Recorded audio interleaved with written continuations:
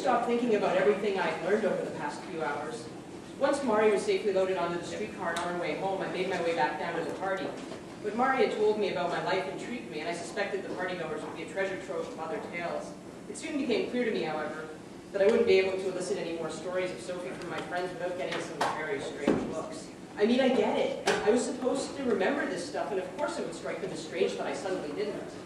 So I gave that up fairly quickly and ended up taking swigs out of a flask with Bobby and Asher.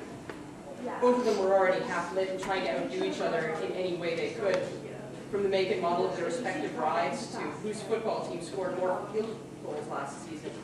I drank with them, but only half listened to their heated debate. The prancing and preening seemed unimportant when held against the night's larger crisis. I still didn't have a plan for dealing with Christina. That's the girl that sort of showed up in his life. And while that was admittedly worrisome, it didn't become downright terrifying until the screaming started.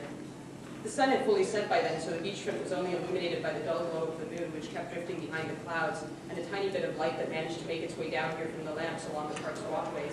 When a second scream joined the first, the three of us jumped to our feet and ran towards the sounds of distress, as did everyone else. The cries led us to the far end of the park where the landscape was even darker. That was probably a good thing because the scene that awaited us was gruesome. 3 people lay sprawled along the tree line where the green foliage gave way to the soft beige of sand of the beach. 2, a girl and a boy, were obviously dead. They had savage, blood-soaked tears down the front of their clothes, and half their faces were missing. It appeared they'd been chewed off. That image was more than some of the revelers could handle. I could hear a chorus of vomiting taking place behind me. I swallowed back my own bile and tried to keep my cool, which was near impossible when face to face with such vicious mutilation. I edged my way around the decimated bodies, careful not to disturb anything that might be evidence, and made my way to the surviving member of the trio. She was lying sprawled next to a tree trunk. Her shoulder appeared broken, almost as if she'd been thrown and had fallen there after an impact. She was shaking and crying and covered in blood. I couldn't tell if it was hers or someone else's. "Hey," I said, crouching down next to her, gently placing my hand on her shoulder. "I'm Amy. You're going to be okay now, I promise. Can you tell me what happened?" She raised her head to look at me, and her eyes bulged in horror. She started howling again. Hey, I said, trying to comfort her. "Shh, no one's going to hurt you now." She stopped shrieking, and I thought I'd gotten through to her, but then her eyes narrowed as if they were attempting to burn right through me. "This is your fault," she growled. "You did this." I looked back at the bodies behind me, and then at the crowd behind them. It didn't appear that any of the spectators had heard her accusation. I shook my head. "No, I didn't. I don't know who did this." She coughed and some blood bubbled out from her mouth. Obviously, her injuries were far worse than just her shoulder. "Someone call 911, I shouted at the gawking crowd, then turned my attention back to the wounded girl. She gurgled again and stopped breathing. I tried CPR, but it didn't work. It was like she was drowning in her own blood.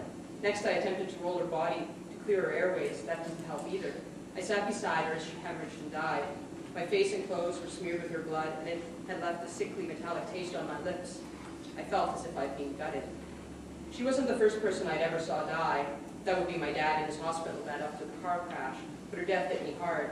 I remember stumbling to my feet as my former classmates looked on in what appeared to be a combination of pity and horror. I turned and staggered into the park away from the beach. I knew I should stay and wait for police and give them an official statement, but as I looked down at my sticky, red-stained hands, I couldn't bring myself to go back.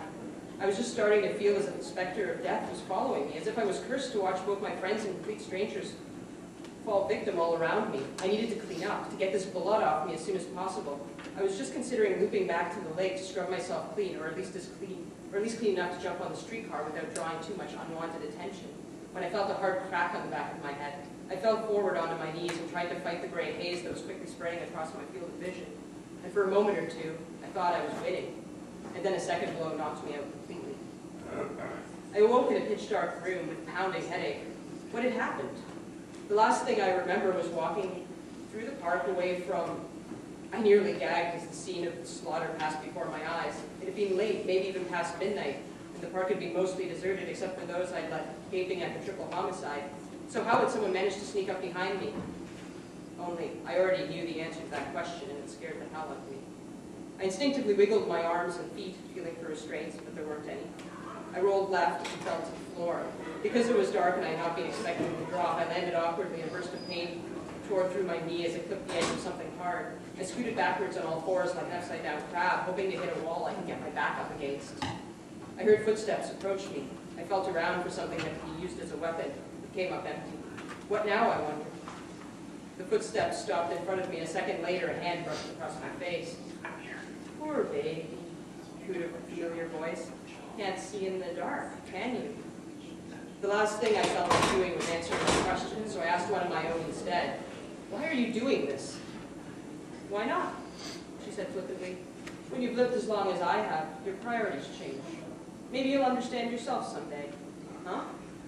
I said. I had no idea what she was talking about. Maybe she was just garden variety crazy after all. Oh, I think it'll all become clear soon enough.